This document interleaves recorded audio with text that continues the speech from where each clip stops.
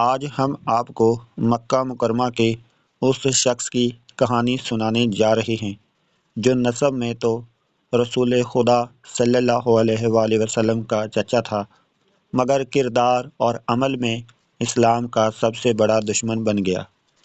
یہ کہانی ہے ابو لہب کی۔ یہ کہانی ہمیں یہ سبق دیتی ہے کہ رشتہ، طاقت اور دولت انسان کو نہیں بچا سکتی اگر دل حق کو ماننے سے انکار کر دے۔ مکہ اس وقت ایک تجارتی شہر تھا۔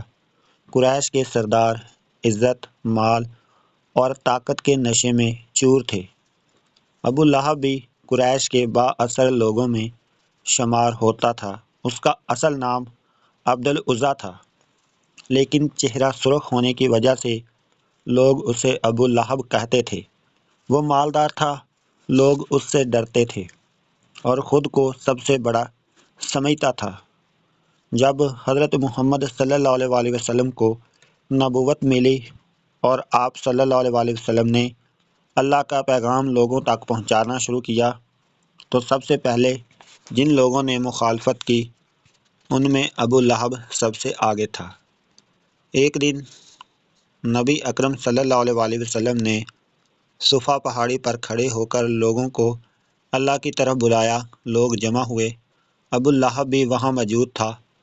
جب آپ صلی اللہ علیہ وآلہ وسلم نے فرمایا، میں تمہیں ایک آنے والے عذاب سے ڈرانے آیا ہوں، تو ابو لہب غصے میں چیخ اٹھا، کیا اسی بات کے لیے ہمیں بلایا تھا؟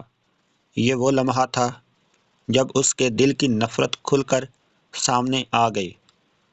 اسی واقعے کے بعد قرآن پاک میں سورۃ لہب نازل ہوئی۔ ابو لہب کے ہاتھ ٹوٹ جائیں اور وہ ہلاک ہو جائے۔ یہ قرآن کی واحد صورت ہے جس میں کسی زندہ شخص کا انجام واضح کر دیا گیا۔ یہ اللہ کا فیصلہ تھا کہ حق کا انکار کرنے والا، چاہے نبی صلی اللہ علیہ وآلہ وسلم کا قریبی رشتہ دار ہی کیوں نہ ہو، وہ اللہ کے عذاب سے نہیں بچ سکتا۔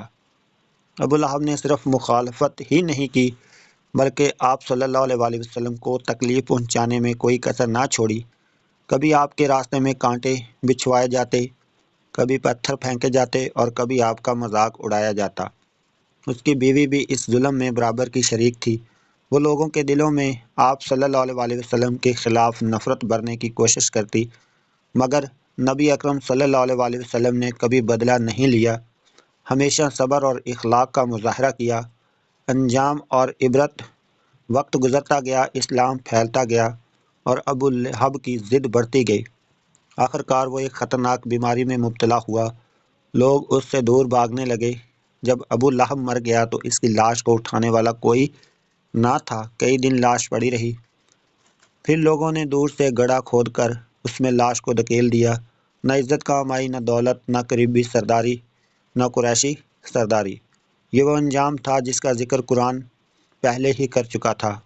ناظرین، ابو لہب کی کہانی ہمیں یہ سکھاتی ہے کہ حق کو پہچان کر انکار کرنا سب سے بڑی بدقسمتی ہے۔